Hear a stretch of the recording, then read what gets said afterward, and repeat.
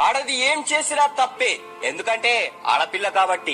నవ్వితే అమ్మో ఆ పిల్ల చూడండి బుద్ధి లేకుండా ఎలా నవ్వుతుంది అంటారు. ఏడిస్తే దరిద్రం ఏడవకూడదు అంటారు. నలుగురిలో కలిసిపోతే సిగ్గు ఎగ్గు లేకుండా చూడండి ఎలా ఉందో నలుగురితో అంటారు.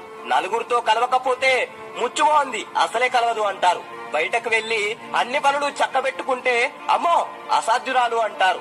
బయటకు వెళ్లకుండా ఇంట్లోనే ఉంటే చేతకానిది అసమర్థురాలు అంటారు. ఉద్యోగం చేస్తే మొగరాయుడు అంటారు.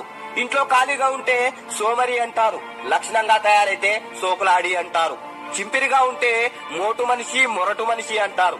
భర్తను ప్రపంచంగా భావిస్తే రెండో పని లేదు మొగుడే ప్రపంచం అంటారు. భర్తను పట్టించుకోకుండా హద్దుల్లో ఉంటే దానికి పొగరు పెట్టు చేస్తుంది అంటారు. ఇవన్నీ ప్రతి ఒక్క మహిళ ఏదో సమయంలో ఎదుర్కొంటూనే ఉంటుంది. కానీ